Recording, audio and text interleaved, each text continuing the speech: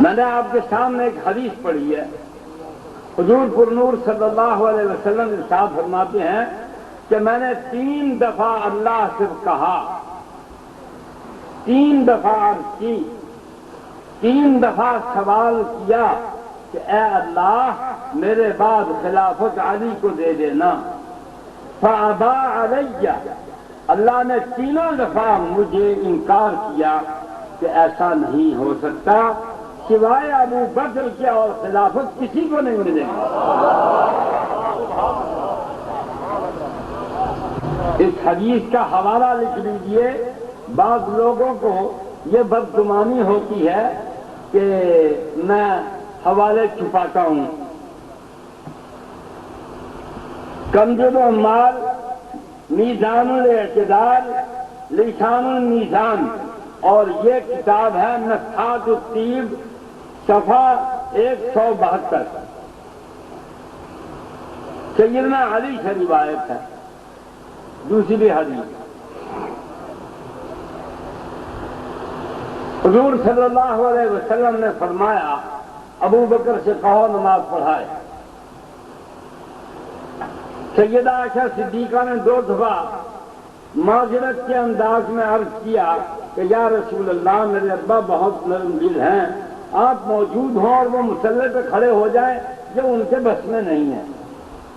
ارشاد فرمایا یأبی اللہ والمؤمنون الا ابا بکر، کہ اللہ اور اہل ایمان سب کا انکار کرتے ہیں، ابو بکر کے سوا کسی کو قبول نہیں کرتے۔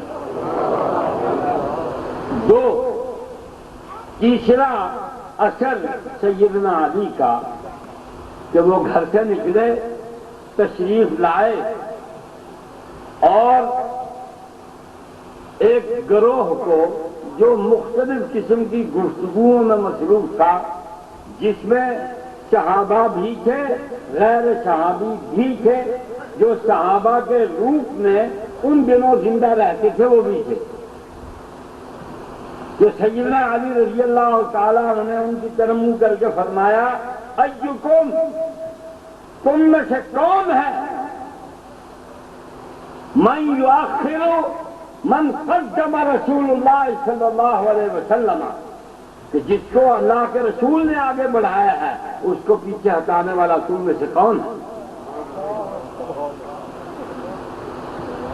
3، چوتھی بات، سیدنا علی کی مرتضیٰ رضی اللہ تعالی و تبارک عنہ انہوں نے فرمایا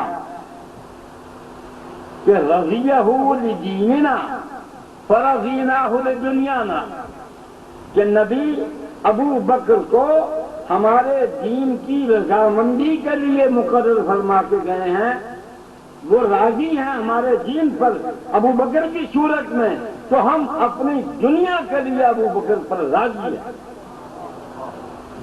یعنی مسلح امامت کبریٰ ہے، حکومت امامت صغریٰ ہے۔ نبی مسلح کے لیے ابو بکر کو پسند کرتا ہے تو میں حکومت کے لیے ابو بکر کو پسند کرتا ہوں۔ یہ 4 باتیں نص کی حیثیت رکھتی ہیں۔